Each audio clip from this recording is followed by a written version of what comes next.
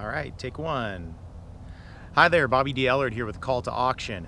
Just making this quick recording to talk about the latest Tony Martignetti podcast that he had on auctions and cash calls and raffles. Oh my. If you haven't had a chance to listen to the podcast, it's a great podcast, lots of great information on there. He had three wonderful speakers that shared a bunch of information with him and their experiences with auctions at their fundraising event. Now, I've been listening to Tony for a while, and lots of great stuff there. I mean, he talks about the whole gamut of nonprofit worlds. He also has the Fundraising Fundamentals podcast, talking about specifically fundraising for your nonprofit. So if you haven't had a chance to check those two podcasts out, get on your podcast listener and listen to those. Great stuff. But anyways, he had three guests on there, and they were talking about live auctions, raffles, and cash calls. Oh my. And I was waiting for him to do something around this, and it finally came up. So it was great to listen to that. And this is just kind of a response to some of those things that they were talking about on there. Well, first off, they had Neil Bogan was one of their speakers, and he was talking about cash calls. And cash calls, fund to needs, we call it the call to action. It is a great way to raise money and ask for peer donations from your donors for your organization. Now, he had talked about, the charisma of the auctioneer is so important to have a successful fund to need, or cash call as he calls it, and I 100% agree with that. That's by having somebody that's going to be your ambassador and being able to ask your donors for cash is really key. Now, here's a couple things that he was talking about that I really liked. I like that you should have your money set that night. You should have a lead gift ready to go. I think that's a great way to start. He also talked about that spirit of giving in the room. Once we have that lead gift, you have that spirit of giving, and everyone will give it a level that's meaningful for them. But here's a couple things that I kind of think I'd want to change with the events, at least that I do, that I've seen most success in. The fund to need, we don't want that to be the last part of the night because a lot of times most of your donors are going to leave right after they get dessert. So if you wait for that fund to need or that cash call to the last portion of the night, half your crowd, 3/4 of your crowd could be gone. We've done events where we've seen that happens, and when they're gone, you'll raise 0% of dollars from 100% of those people that leave. So let's do that fund to need a little bit early. I personally like to do the live auction earlier in the night, get that energy up, build that momentum into that fund to need, and then center that fundraising around the fund to need at that night. So that's just a little bit of tip and a way to raise some more money there. Also, having a lead gift is key, but also matching funds is great as well too. A lot of times, the boards that we work with is we create a board matching program, whether it's 10,000 or 100,000. We do set that up within that, so it really entices and inspires people to give. One quick thought on that lead gift: a lot of times your donors will be like, "Well, let's just see how the night goes, and let's just see how much money we can raise."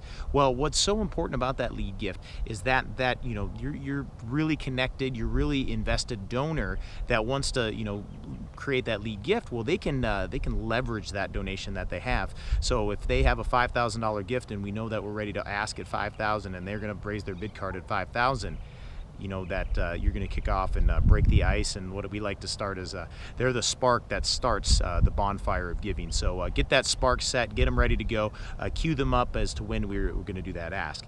Now, real quick, talking on bid numbers, there wasn't anything mentioned in the podcast about using bid numbers, and that is really key to have a successful fund to need or cash call. To have bid numbers, make sure everybody in the room has a bid number, and that's assigned to them. A lot of times you can do pre-swipes of the credit cards to get their payment information to when all they need to do is raise that bid card and give, and then they're in the system and you can accept payment. I did like the idea of making sure that you get all the payments that night instead of having to track them down weeks or months later. We've had some groups that have not secured those credit card information before, and then what ends up happening is they work real hard to get that donation back from that person that gave in the moment with the best intentions, and then sometimes it actually turns backwards on that to where the donor gets embarrassed. So let's take those payments earlier that night. Now, I liked how the committee or the board they set up that the process of the cash call or the fund to need with their guests. And a lot of time, your committee members and your board members are going to be the ones that are inviting the most well-off guests and the ones that are going to be giving during that time, and to prepare them and to set them up to know that we're going to be doing this that night and to raise some money in that way. So, but no, a lot of great stuff there. Neil was great talking about the cash call, and that is the way that your donors can make a 100% tax-deductible donation. And it's an opportunity for everyone to give at a level that's meaningful for them. I mean, whether $10,000 is meaningful or $100 is meaningful, it's a great way for everyone in the room to be connected. And that's really the key point of fundraising for that night. So let's build up to that. So now the next one was Yolanda Johnson. Great information there. Talked about auctions. She talked about live auctions. She talked about silent auctions. She did talk about making those auction items that you're having make sense with your guests. Have them make sense with your donors that are there. I mean, if it's just some random items that were picked or donated, they might not fit right. So if you have a Paris theme, you have some wine pairings, have some French food, some French cooking. A trip to France would be great. So matching your items that you're gonna be selling in your auction with your theme and with your organization is great.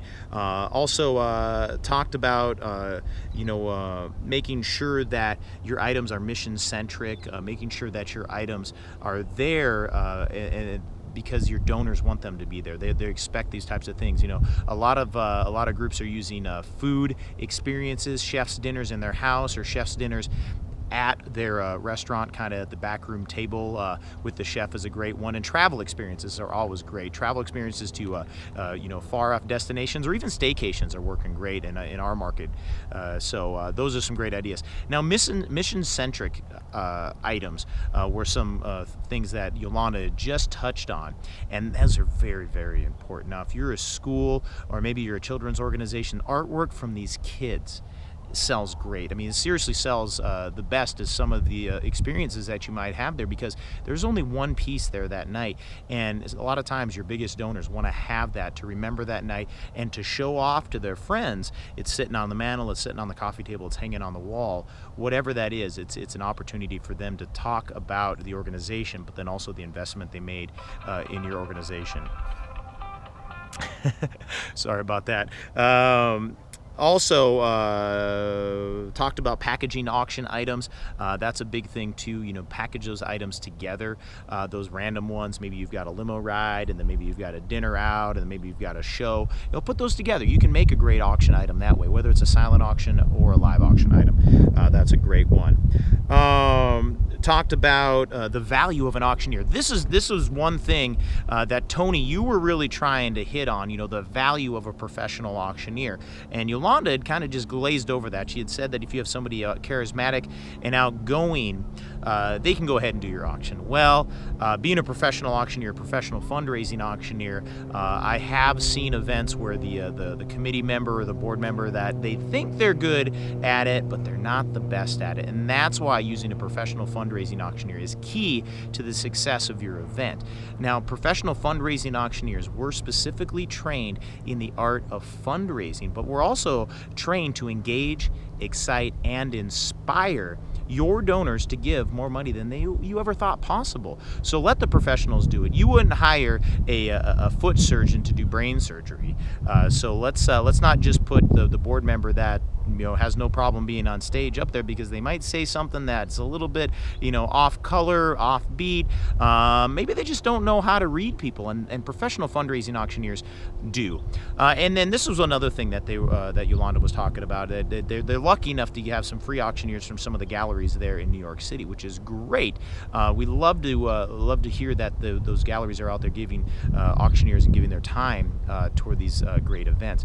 But what ends up happening is, like I said, professional fundraising auctioneers can really take it to that next level. A professional auctioneer, yes, will help you so much, but a professional fundraising auctioneer is just going to take it over the top. They're going to connect to your mission. They're going to become an ambassador for your organization, at the same time knowing the right thing to say at the right time to get those donations, to get those dollars out of that room. And by using a professional fundraising auctioneer, you're going to guarantee that you did not leave any dollars on the table. by using the free guy or using the board member, you might not be able to say that at the end of the night. What we want our clients to say, we want the guests that are at the events that we help with here at Call to Auction, we want them leaving the room being like, wow, that was the best auction I had ever been to. I felt so inspired. I felt so connected to the group now. I can't wait to come back next year, bring my rich friends, and give more money because you are making a difference in people's lives. That's really the key, and your professional fundraising auctioneer is going to help you with that.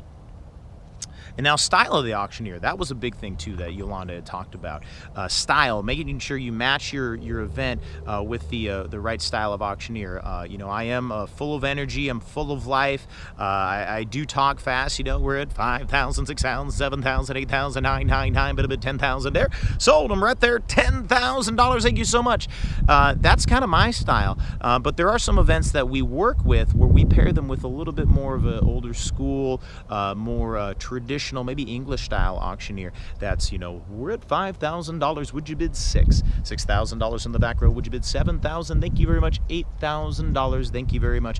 $9,000. Anybody else like to bid $8,000, $9,000? We're going to sell it right there for $8,000. Thank you much. So pair your auctioneer with your group, and talking with a professional fundraising auction team like myself, we can help make sure we match that auctioneer with that audience to raise more money. That's what it's really about, raising more money. All right, talked about silent auctions in that podcast. I love that. Lots of great information about the silent auction. Talked about having great displays. Talked about having your bid sheets there and ready to get that action going. Combining items to make great auction packages. One thing that kind of was glanced over in the podcast was talking about technology bidding.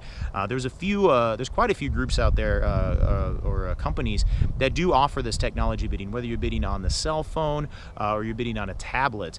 There's a lot of options out there. And a lot of times we're seeing in these groups that are utilizing this technology bidding is that they'll be seeing a 20 to 30% increase in their silent auction because it gives an opportunity for everyone in the room to bid, not just the two people elbow to elbow at the table. So you want to make sure you get as much money as you can, and that's a way to do it. But you also got to look at the cost benefit of that. There is a cost to that, but if that 20 to 30% increase offsets that cost many times over, it might be a worthy investment to talk about. So there's a lot of groups out there. If you want some information, send me an email. I can point you in the right direction. The paperwork was another big thing that they talked about. That's really key. The values of the items. So good stuff there. Very spot on, Yolanda. Building drama within the live auction. That's what you really want to do that. You want to build that drama. You want to build that entertainment factor. You want to build that excitement. So that's really key within that. Couple things that kind of really, as a professional auctioneer, that kind of rubbed me the wrong way was there was talking about having a shill bidder. Not necessary. You don't necessarily need that at your event. A lot of times you will have an item that you do want to bring to a certain level, and if you have a donor that's going to come that night and purchase that item, and they're going to bid that way, just let that auctioneer know. They'll help you with that process, and they'll make sure the item does what it's supposed to do. But a lot of times, you'll get that auction action going, and you'll have that professional auctioneer. You don't need anybody else, fake bidding. You can just let that auction go and make it happen. We had an event this past December where we were selling Christmas trees. They'd only sold Christmas trees for $10,000, $15,000, $20,000. We sold Christmas trees for $35,000 because we tied the Christmas trees, what they did, to the organization. And those people that came in that room that night, they wanted to make a difference, and they knew by purchasing one of those trees for $35,000 they were going to do a world of difference. But having a professional fundraising auctioneer really made that happen. Going rogue is another thing that they were talking about. Maybe sometimes you'll have these planted bidders and they will go rogue. Your professional fundraising auctioneer is going to know how to handle that and be able to really mastermind that whole 20-30 minutes of whatever the live auction is. And they're going to be able to take control of the crowd and make sure that moves smooth, because anything that happens during that time, whether it looks good or it looks bad, is going to look on your organization. So let's make sure that you look good, your organization looks good, and then it looks good that night, because you're setting up your fundraising for years after this that night. It's very, very important. A couple things that were great that she had also said was talking about the ×2, being able to sell an item ×2. Ladies and gentlemen, we have this wonderful trip to Tahiti, and we're going to sell it right now, $10,000. Oh, what's that? You said we have 2 of them. Ladies and gentlemen, we're just going to sell them to both of our bidders. Everybody's going to be happy. We're going to double the money. That's a great way to raise a lot of money, and a skilled professional fundraising auctioneer is really going to help you with that. The choreography and the production of the event, a live auction fundraising event, is truly a production. It's like a play. I like to call it live auction theater. It's live theater. It's interactive theater, because everyone in the room is a part of that show at that time, whether they're bidders or whether they're supporters, and they're clapping and they're making sure that everybody's involved, and your auctioneer is going to be that star on stage, but your organization is really the main focus of why they're there. So that's key. So that production, the choreography that's within that, great stuff there. So excellent, excellent there. All right, so our friend Tracy Dreyer talked about raffles. Now, raffles, we like to call those additional revenue generators. Lots of good stuff within that. Talked about raffle acquisitions. That's key, making sure you get the right stuff in the room. Same thing with the auction acquisitions, making sure you get the right stuff for your donors. You want to make them buy a raffle ticket. You want to have things that are there that they want to see, that they want to win, because then they're going to buy more raffle tickets. The more raffle tickets they buy, the more money you raise. That's good. Having somebody to lead up that has great shopping skills, and is out there to be able to talk to these different organizations, these different companies, these different businesses, and really acquire those items that are going to be great in that raffle. Packaging raffles, that's another one. A lot of times we'll have so many items, and we'll package them into just a few basket items. That was good there. One thing that I had actually learned from this podcast that I hadn't heard before is having pre-printed names in the registration packet. So when they purchase raffle tickets, they can just put their name, like, on little, the little label stickies, just put it right on the back of that raffle ticket. That was a great idea, Tracy. I love that. So we're going to be using that at my auctions from now on. So thank you so much.